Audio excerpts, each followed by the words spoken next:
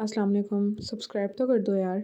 तेरे जाने के बाद की लास्ट एपिसोड में हम देखेंगे कि अशर की बारहा माफ़ी मांगने के बावजूद भी सजल अपनी बात पर कायम रहती है और अशर से साफ साफ कह देती है कि मैं तुम्हारे साथ कभी भी नहीं जाऊंगी।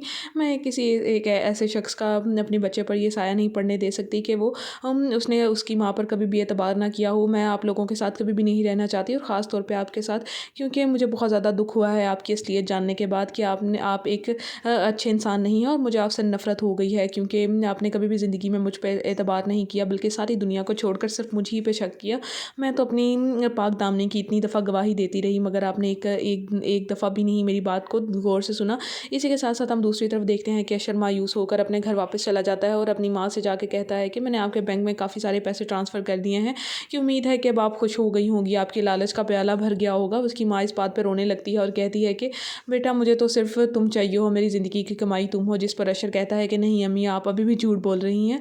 आप कभी भी मुझसे प्यार नहीं करती थी बल्कि आप मेरे क्रेडिट कार्ड्स और मेरे पैसों से प्यार करती थी और वो मैं आपके पास ट्रांसफ़र कर चुका हूँ, जिसके पीछे आप सारी ज़िंदगी दौड़ती रही हैं।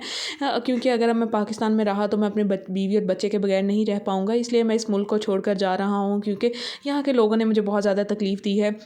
इसी के साथ-साथ हम लास्ट पर ये देखेंगे कि सजल को चूँकि वो अंदर से तो अशर से प्यार करती है, तो उसे इस बात का अंदाज़ा होगा कि ये ना हो कि अशर कुछ गलत कर बैठे। वो अशर के पास जाएगी और वो देखेगी कि अशर वहाँ से जाने लगता है और वो उसे रोक लेगी और उसे बोलेगी कि अशर मैं आपसे बहुत ज़्यादा प्यार करती हूँ, और मुझसे इस बात का वादा करें कि आप कभी भी दोबारा मुझ पर ज़िंदगी में कभी भी शक नहीं करेंगे। जिस पर अशर उसकी बात मान जाएगा। मज़ीद ऐसी वीडियोज़ देखने के लिए काइंडली मेरे चैनल को सब्सक्राइब और वीडियो को लाइक कर दें। Thank you.